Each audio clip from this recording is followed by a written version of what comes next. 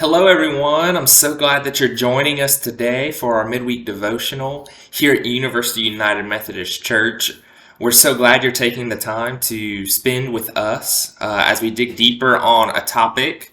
And so this sermon series that we're currently in is called Radical Acceptance. And we're going to talk more about that.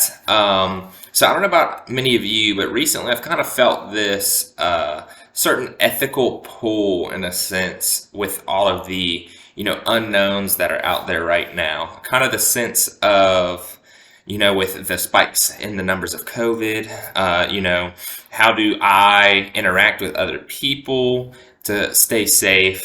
A lot of fear and anxiety around that, as far as, are we going to have to all go back into lockdown that was filled with so much, desperation, and hopefully that's not the case, but also too, just a lot of unknowns and uncertainties between the school system, our jobs.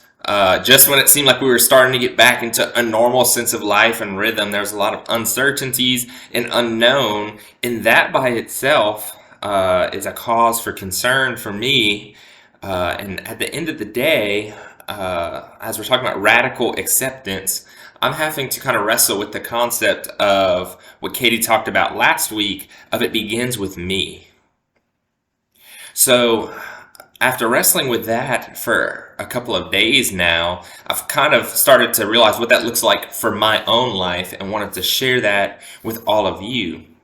So I don't know if you've noticed, but as we're going throughout our day-to-day life, it begins with me, and we talked about the story of Job, and if you were at the 8:30 service, Charlie Reeves talked about kind of this idea of Candyland and the fact that,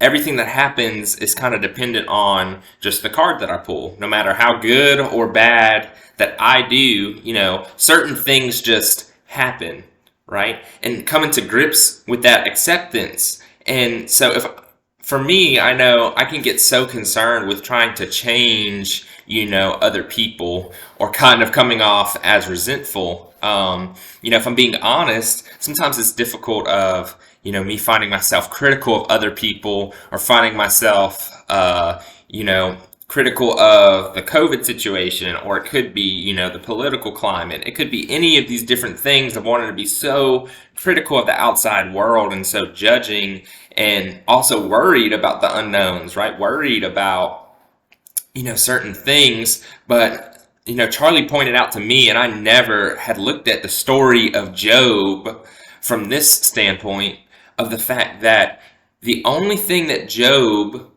in that situation could control was himself, his attitudes towards what was happening to him. So for those of you who aren't as familiar with the story of Job, kind of just a short recap, he was a man who was very after God's own heart, was very devoted to God, loved God very dearly, and then one day, things started happening to him. People he loved passed away. He lost a lot of his living with his cattle, and all these different life events that are very difficult and earth-shattering to our faith. Job at one point also gets very sick himself. And so he comes to this place where he's wrestling with God of basically, why have you forsaken me? What have I done wrong? The world around me is falling apart, basically. How do I come to grips with that? And almost saying that, God was never there for him. And that's kind of the Cliff Notes version, if you will. I highly encourage you to go back and read through Job, if you're able to kind of see the story unfold. So the important thing is, the place that we find Job in now with this piece of scripture that I'm going to talk about is, he's been wrestling with this. Some of his friends have been talking to him, basically trying to, encourage him to continue in his faith and things like that. And so where I'm going to read from today is from Job chapter 38, verses 4 through 7. And this is God finally speaking and answering to Job. He's kind of let Job sit by himself for a while with this. And this is God's response to Job. So God says in chapter 38, verse 4, "Where were you when I laid the earth's foundation? Tell me if you understand. Who marked off its dimensions? Surely you know. Who stretched a measuring line across it? On what were its footings set, or who laid its cornerstone? While the morning stars sang together and all the angels shouted for joy. And so there's a lot more to that. And again, I encourage you to continue reading from where that was picked up at. But, God kind of goes through this process of continually just kind of telling Job, who marked off the dimensions of the world. Surely of course, and to me, when I first read that, it kind of came off as almost like God condescending in a sense. But to me, it almost kind of looks like, from where I'm at today, is kind of like for me, I feel as if I take on the burden and the responsibility that God has. I take on the responsibility of worrying about, all of the things around me, that I really have no control over. So this is God saying, basically trying to show us our dynamics in the different spaces of acceptance, of accepting what our role is through this process. And our role is not to change the world around us, but how do we accept the world around us? How do we, as Christians, look inside ourselves to see what our attitude towards these situations are? And so this is a very, rooted in the Wesleyan tradition. The Methodist Church was basically started with John Wesley, our founder, having experiences himself with his faith. And then he started these things called class meetings and band meetings, basically other people, almost in house churches, getting together and just talking about their faith. And the common question was, how was it with your soul? So this was a space not really to preach at people, but for people to come together and talk about where they're at in life. And so kind of through this process of class meetings, and then band meetings are similar, but with deeper levels of accountability. And so John Wesley had these 22 questions of self-examination. And today I'm going to charge us with looking at just the first one. And then I also encourage you to look at the rest, but we're just going to take the simple action of starting with the first one for this week. And the first question is, am I consciously or unconsciously creating the impression that I'm better than I really am? In other words, am I a hypocrite? And that's a tough last question, right? Because for me, I don't want to look at myself that deeply because I'm afraid of what I'm going to find. And that to me seems to be the pattern in my own life, where that's why I focus so much on the outside world, is because I don't want to focus on what's really happening with me.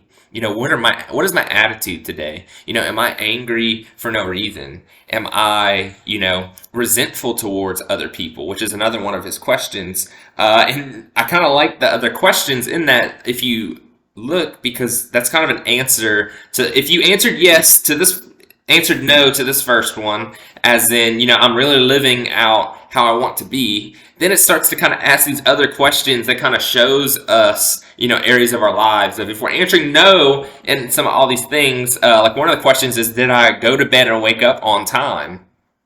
If I answer no to that, then, that's an area of improvement to show me that I still have more of myself, to grow in, to join in God through the process of sanctification, to continue to work in me on areas of my life. And that's not a bad thing. And I think as society, the sign of weakness in accepting the fact that I am not where I want to be, but hopefully I'm not where I used to be, is not really a concept that we talk about often. So I just want to encourage us as we go throughout this series of radical acceptance particularly. And over this next week, I want to charge us to continually ask ourselves every day that first question: am I consciously or unconsciously creating the impression that I'm better than I really am? And if the answer is yes, then, that's a place to start. That's not a shameful thing, because if I can be honest with you, me too. There are areas in my life that I'm trying to act better in, I want other people to think that I'm perfect and I'm this robot that wakes up on time and, I read the Bible every single day committedly for 5 hours a day and pray for another 5 hours a day. And that's just not the reality of where I am. So accepting the reality of where I'm at today in my faith, Where am I at today in my journey with God? And accept that. And let everything else worry about itself. But accept that today I'm going to focus on, what are those areas in my life that I'm acting that I'm better than I really am, and giving that to God and going to Him about those things to hopefully learn through this process of how to accept ourselves. And then ultimately we'll then be able to accept the world around us through that process. So I thank you all for joining us for our midweek devotional. I hope you all have an amazing week, and we'll love to see you back soon. Thanks.